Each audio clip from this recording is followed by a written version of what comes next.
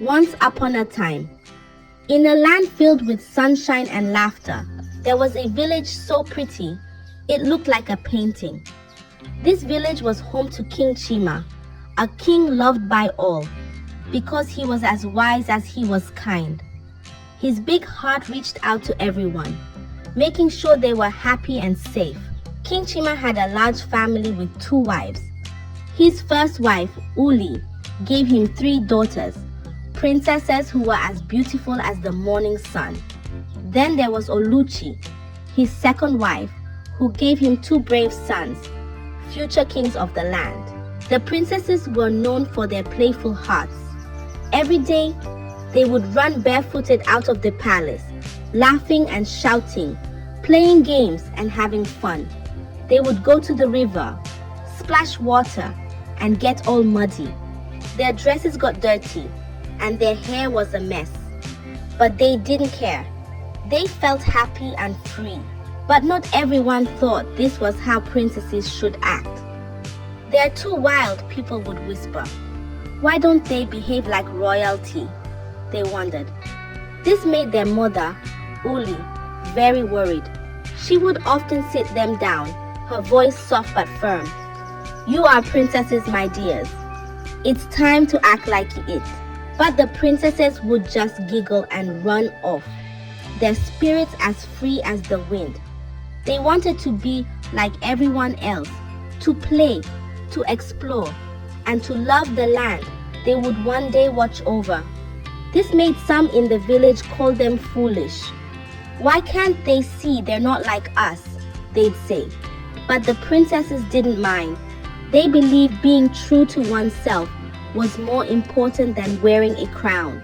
So, despite their mother's worries and the villagers' whispers, the princesses continued to dance with the world, their hearts as wild and free as the beautiful village they called home. In this village, there's usually a festival that happens every year. This wasn't just any festival. It was for the princesses' brothers, to find brides. On the day of this festival, the village square was alive with colors, music, and the sweet smell of festival foods. Beautiful girls from the village and even from places far away came. They wore their prettiest dresses and danced beautifully, hoping one of the princes would pick them to be a bride. But in the palace, the 3 princesses watched from a window, their thoughts far away from the glitter and the gold. When men came asking for their hands, the princesses would find reasons to say no. He's too proud, one would say. He thinks his gold can buy love, another would sigh. Even when a very, very rich man from another village came with lots of gifts, the princesses just shook their heads. They splashed water on him when he said he wanted to marry all 3 to make his 7 wives. That made everyone in the village talk. How foolish, they said. Turning away all these rich and powerful men, their parents King Chima and Queen Uli were puzzled and a bit sad. Why won't you marry? They'd ask. Your brothers are ready and you are the elder. But the princesses would only smile and say, when we find true love, we will know. The festival for their brothers was beautiful. Maidens danced and laughed, hoping to catch the prince's eyes. And though the princesses admired the courage of these girls, their hearts longed for something different. They didn't want a love that was found in a day. They wanted a love that understood them, that saw beyond their crowns. As the festival ended and the princes found their brides, the village talked even more. What will become of the 3 foolish princesses? They whispered. But the princesses weren't worried. They believed in their hearts that true love wasn't something you could find in a festival. It was something that found you, in its own time and its own way. As the seasons changed and the moon danced its way through the sky, the princesses grew into beautiful young women. They watched the leaves turn from green to gold, thinking about love, about what it meant to them. They saw their brothers happy with their brides, and something stirred in their hearts. Maybe, just maybe, It was time to open their hearts to love. But it had to be true love, the kind that saw them for who they really were.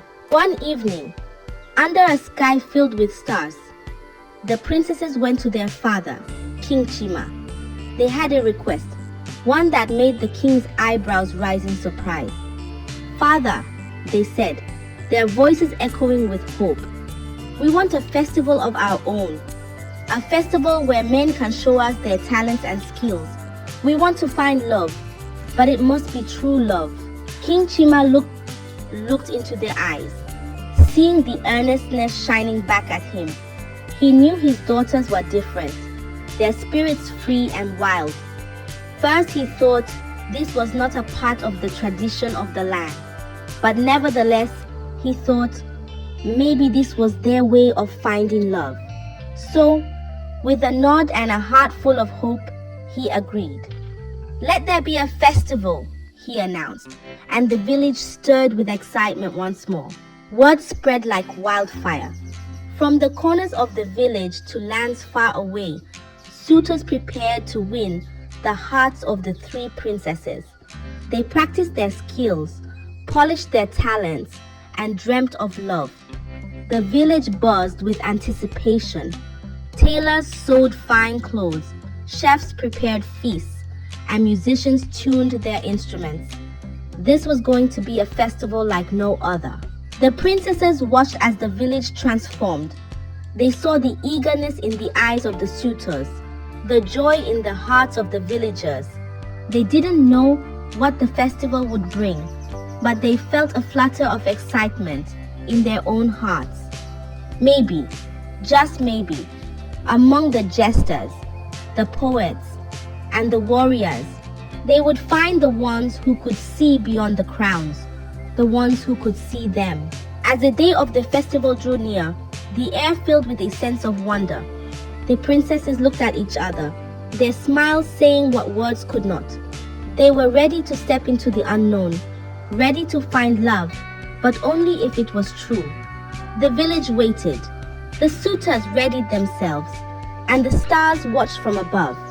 It was the beginning of something magical, something that could change their lives forever. The day of the grand festival arrived, shining bright with the sun's smile. The village square was alive, buzzing like a beehive with excitement. Men from the village and lands far away came, their hearts set on winning the princesses.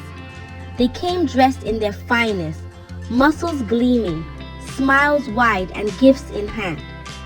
Some brought gold, others boasted of their lands, and many showed off their strength and beauty, each hoping to catch the eye of a princess. The princesses watched quietly, their eyes sparkling with mischief. They saw the efforts of the suitors, each trying to outdo the other. But deep in their hearts, they knew that gold and strength were not what they sought. They wanted someone who could see beyond the surface, who could understand their hearts. So, as the sun began to dip, casting golden light across the village, the princesses stood before the crowd. "We have a challenge," they announced, their voices clear and strong. "To win our hearts, you must do more than show your wealth or strength. You must guess our real names." A hush fell over the crowd. Names? But who knew the princesses' names? They were known far and wide as the three foolish princesses. Their real names a mystery lost to all. The suitors were stunned. Guess their names. It was a task that seemed impossible. They had prepared to show their might and wealth, not to guess names. Murmurs spread through the crowd, a mix of confusion and curiosity. How could they find the names of the princesses? But the princesses stood firm, their challenge hanging in the air like a riddle. It was a test not of wealth or strength, but of wisdom and patience. They wanted to see who would look beyond the titles, who would take the time to truly know them. The village buzzed with questions. How will they find the names? Is it a quest? A puzzle? The suitors looked at each other, their confidence shaken. The princesses watched, a smile playing on their lips. they had turned the tables, challenging the suitors to look beyond the surface to seek a deeper connection. As the festival ended, the suitors left with their minds buzzing. They had come to show off their best, only to be met with a challenge they had not expected. The princesses had shown their cleverness, making it clear that they sought a love that was true, a love that saw beyond the crowns and the titles. The village whispered of the princesses' test, wondering who, if anyone, could rise to the challenge. It was a story that would be told for days to come, a tale of 3 princesses who sought love in their own unique way. The challenge had been set, and now it was up to the suitors to find the answers. The quest for the princesses' names had begun. In the village where everyone was busy guessing and whispering about the princesses' challenge, there lived a man named Okon. Okon was known to all, but not for reasons one might expect. He was the village drunkard, often seen stumbling and mumbling, his days spent in a haze of laughter and wine. Most considered him foolish, a man of no consequence. But beneath the surface, there was more to Okon than met the eye. When Okon heard about the princess's challenge, something stirred within him. He saw what others didn't, a chance, a glimmer of hope. Why not me, he thought. Why can't I win the hearts of the princesses? So, with a determination that surprised even himself, Okon set out on a quest to discover the true names of the 3 princesses. Day after day, Okon followed the princesses, not too close, just a shadow among the trees. He watched them laugh and play, their spirits as free as the birds above. But no matter how closely he listened, their names remained a mystery. They called each other by nicknames, their bond a secret language of smiles and glances. Then one day fate took a hand. As the princesses wandered near the forest's edge, the youngest, full of joy and mischief, didn't see the hidden pit before her. With a gasp and a tumble, she fell in, her laughter turning to cries of fright. "Help!" she cried, her voice echoing through the trees. "Please, someone!" Okon, hidden behind a bush, watched in shock. This was his chance, not to win a challenge, but to do something good, something right. But before he could move, he heard the eldest princess shout, "Amma to the rescue!" And then the middle one, "Lila's coming too." Okon's eyes widened. Names, the names of the princesses spilled like precious gems. He watched as Amma and Lila worked together, finding a long stick to help their sister. "Hold on, Tina," they called, their voices filled with love and concern. With a heave and a hold, the sisters pulled Tina from the pit, their arms wrapping around her in a tight hug. Okon, hidden still, felt a warmth in his heart. He had found their names, but he had also seen the love they shared, a love that went beyond any challenge. Filled with a new resolve, Okon stepped out from his hiding place, his heart beating like a drum. He knew what he had to do. With a shout that carried across the village, he declared, "I know their names, Amma, Lila, Tina." The village turned in astonishment. Okon, the one they called a fool, had done what none could. He had discovered the secret that lay at the heart of the challenge. It was a moment of triumph, not just for Okon, but for the princesses too. They had found someone who saw beyond the games, someone who had taken the time to truly know them. As the news spread, the village buzzed with excitement. Okon, once the village drunkard, was now the talk of the town. His strategy, born of patience and observation, had revealed the true names of the princesses. It was a story that would be told for generations, a tale of unexpected heroism and the power of looking beyond appearances. As the village gathered, eyes wide and whispers loud, Okon stood before King Chima, the princesses by his side. The air was thick with anticipation. Okon, once thought a mere village drunkard, held the attention of all. "I know the names of your daughters," he declared proudly. "Ama, Leela, Tina." But Okon had one more surprise, a secret that would change everything. "I am not who you think I am," he began, his voice steady and strong. "I am Prince Okon, from a neighboring village. I came here not as a fool, but in disguise, to learn the true hearts of your daughters." The village gasped, eyes turning from Okon to the princesses, then back again. The man they had mocked was a prince, wise and cunning, who had seen past the game to the truth beneath. The princesses smiled at Okon, their eyes shining with respect and something deeper, a connection forged in understanding and kindness.